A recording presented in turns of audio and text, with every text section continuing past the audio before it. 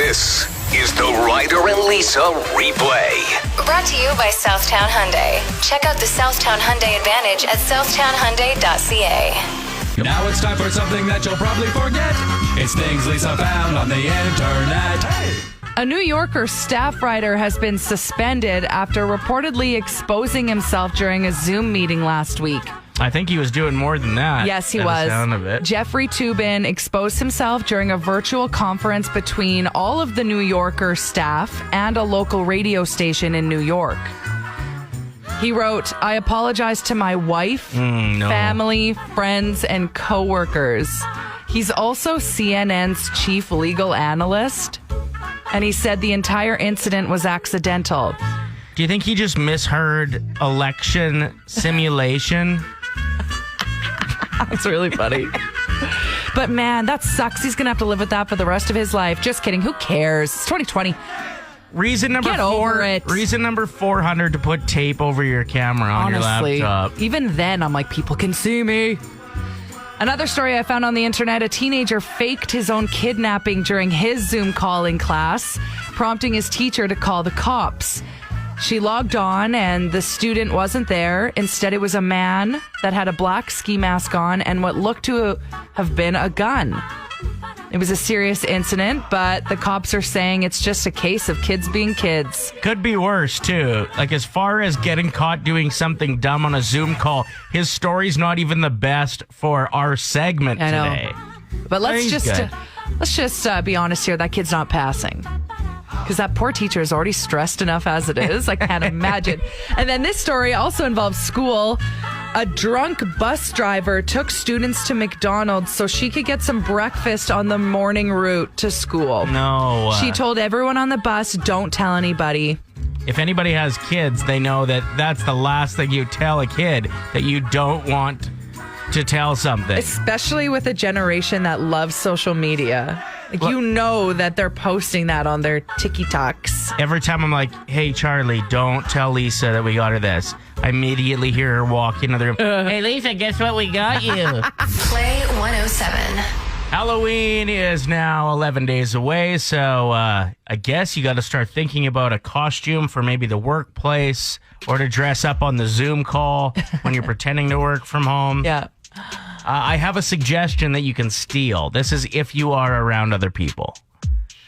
It's 30% chance of flurries would be the costume that you go as, and you just carry a cooler with a bunch of mini flurries in it from DQ and a wheel on top, and people spin it and have a 3 in 10 chance, a 30% chance of winning a flurry. Okay, that's funny. If they hit, you just open it and give them a flurry. What if you run out? What if they melt? What? Then what are you at the end of the night? Just a person? Just yourself? You'd just be like a drunk? the cooler guy. Yeah, You'd okay. be cooler. Okay, so not everyone likes Halloween, but you're forced to dress up. So what is the easiest costume? I have to think that it's the ceiling fan costume. Right. You write "Go Ceilings Go" on your shirt. And then you're just a fan of ceilings. Yeah, I think so easy. I went as that one year. Did you? Yeah. Dressing in beige with a tinfoil hat and going as a baked potato. We have a suggestion here on the text line. Yeah, that's cute. You could also dress in pink and then put a shoe on your head and go as bubble gum that got caught on a shoe. You could also just wear really big sunglasses and all black and be the Fly from the presidential debate. Oh, good one, That's yeah. so easy. Yeah. I mean, the classic cat. You can't go wrong. No one's ever judging that. You're just like, oh, cute. You're a cat. No, It's easy. I judge cats. Why? Well, cats. Because they're really mailing it in? Witches, ghosts. No, those are fun. If you're going to do an easy costume, do something funny.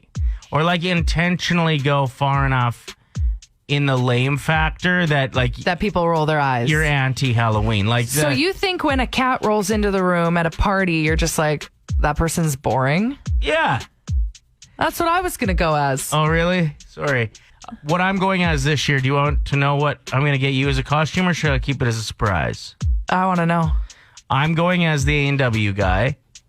You're so good at bald men costumes. The guy that like hands out cheeseburgers and asks people what they think. So I'm going to get you a little burger costume. 107. My story today is about the sense of community. In New Zealand, there's a Thai restaurant where tables were filling up fast to the point where people were lining up to pay, waiting impatiently for their takeout food. And one of the employees had to go home because of a family emergency, leaving just one chef to do all of the serving, waiting on tables, payments, etc. So one woman was like, she gets up and just starts taking orders at people's tables.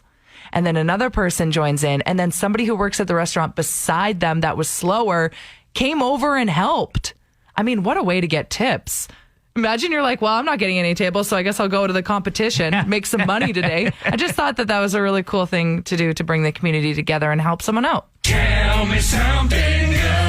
That legit sounds like my hometown. Yeah. There was just one guy who ran Sonny's, which was the breakfast place. Well, it was the Chinese food restaurant, but they had the best breakfast. And when it was busy, were you bussing tables? Yeah. Everybody would just make coffee, take it around to all the tables, take orders, pass it to Sonny. He was a one-man show in the kitchen. I love that.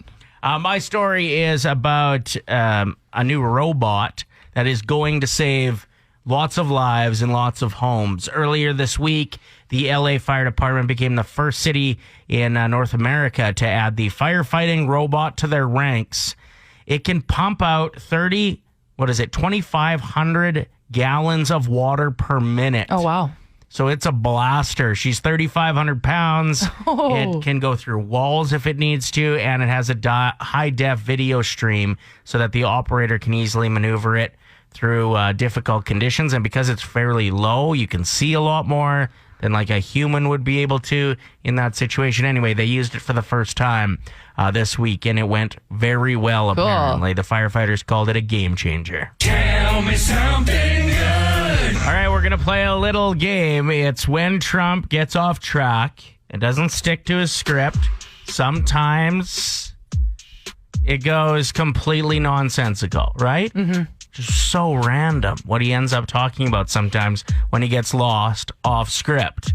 So one of these clips I'm going to show you is real. The other is a very good impersonator. Okay? Okay, so am I involved in this as well? No. Our listeners have to guess which one is real. Yes. Clip A or clip B? At 780-784-7107. Here is clip A. You know what I did? I'll tell you this crazy story. So you know what bothers me? When you go into a new hotel, a new house, and they have what's called a restrictor. So, yeah, look at it. They're all nodding. Same thing, by the way, same thing with your dishwasher. I freed that up too. The dishwashers, they had a little problem. They didn't give enough water. So people would run them 10 times. So they end up using more water. And the thing's no damn good. We freed it up. Now you can buy a dishwasher and it comes out and beautiful. Go buy a dishwasher. I said, what's wrong with this thing? It doesn't clean the dishes, right? The women come up to me. The women who they say don't like me, they actually do like me a lot. All right, so there's number one. Okay. And option A, that was. And here's option B. Coolio was very upset with Mr. Weird Al. He didn't ask for the rights. He just went and did Amish Paradise, and he just didn't even ask for the rights. He didn't even ask for it. When he did Gangsta's Paradise, you know, with Amish Paradise, what they do is they take the music and they steal the whole thing. They just steal the music and they write a new words, and it's a new song, and everyone goes, oh, it's so great how he writes new words to it, and suddenly it's funny. All right, so there are the two options, one satire, one legit. Okay. Which speech do you think Trump gave yesterday, A or B? So the one about the dishwashers was real. The one about Weird Al Yankovic stealing Coolio's song was fake.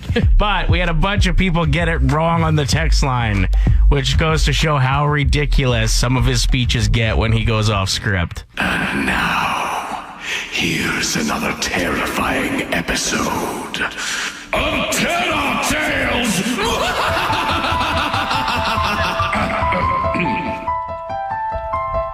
All right, thank you for this submission, Becky.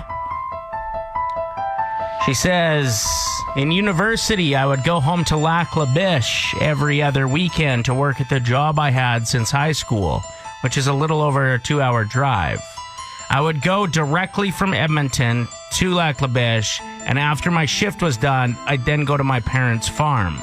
My parents weren't home yet when I got back from work. The house was dark and so was the yard except for the small yard light. I pulled into my normal parking spot, got out of my car, and then turned to open the back door of my car to get my backpack out of the back seat. That's when I noticed that the bathroom light was on. Was the light on when I pulled up? It must have been. No. As I was contemplating the light and reaching for my backpack, there was suddenly a very angry-looking old woman standing in the window, No. screaming at me. In the bathroom? We're not talking just resting B-face and talking to me. She was incredibly angry and it was obvious. We stood there staring at each other for a good 10 seconds while she screamed. Then my parents pulled into the driveway and distracted me for a quick second. By the time I turned back, the light was still on, but the woman was gone. We have never figured out what happened that night. I hate this story. I hate it so much. Why do you hate it? I thought you loved Terror Tales. I know. It's like a love-hate. Okay. Love it, but hate it. Women are confusing. Worst kiss you've ever experienced? 780-784-7107. This after Matthew McConaughey has been outed for always having snot Ew. like run down into the kiss. This is a Kate Hudson recently said in an interview. So they were on the movie How to Lose a Guy in 10 Days. Yeah. How to Lose a Co-host. Was that what you would call someone in a movie? Co-worker? No. Co-actor? How does that work? Co-star? Co-star, that's the word. But how many kiss scenes did they have together? Probably just one. No, but like they must have taken it a few times. Oh, that poor woman. 'Cause she said every time I kissed him. So Ooh, snotty McConaughey. Matthew McConaughey. Gross. So yeah, we want to know your worst kiss story. Everybody has one. Mine was high school, grade 12, I think. And a girl from my hometown. You know what? I'm not going to say her name. My hometown is way too small. Some of them still listen. Yeah. But she just opened her mouth and went, Ew.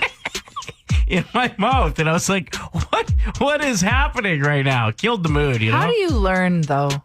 How Well, do you learn? yeah, I think you just know that. Someone's got to tell you, I think. Because I fact- remember the lizard kiss that I had way back in the day, and I should have said something. Yeah, the fact that like the person leans back and gives you a strange look tells you were doing it wrong. What Yeah. do you got for us? So I actually ended up dumping a guy that was, to me, the worst kisser ever. And his nickname when I was telling my girlfriends about how bad he was the woodpecker. Because Okay. and if you can't picture that or imagine, I will break it down for you. He would literally dart his tongue in and out and in and out, and I was just like, no, I'm sorry, this will not do. And that was the end of the woodpecker. Do you think like that was the leading factor with dumping him? He was a lovely person, a really nice guy. I had no other really qualms about anything except I could not. No. So, do you ever check up on him on social media? Like, is he married now with kids? Okay, so what happened? This solidified my belief that I'm the female equivalent of Good Luck Chuck, because the last two guys I semi-seriously dated, and he's one of them, are both now engaged to be married, and I'm still a sad singleton. At least you're not that wife. Yeah, You're I was like, going to say, like, I No. always, whenever I see a guy that was a bad kisser married with kids now, I'm like, that poor woman. Yeah, and that just, you know what, that just solidifies my belief that there's a lid for every pot, and that's Yep. why I'm so hopeful. So, for sure.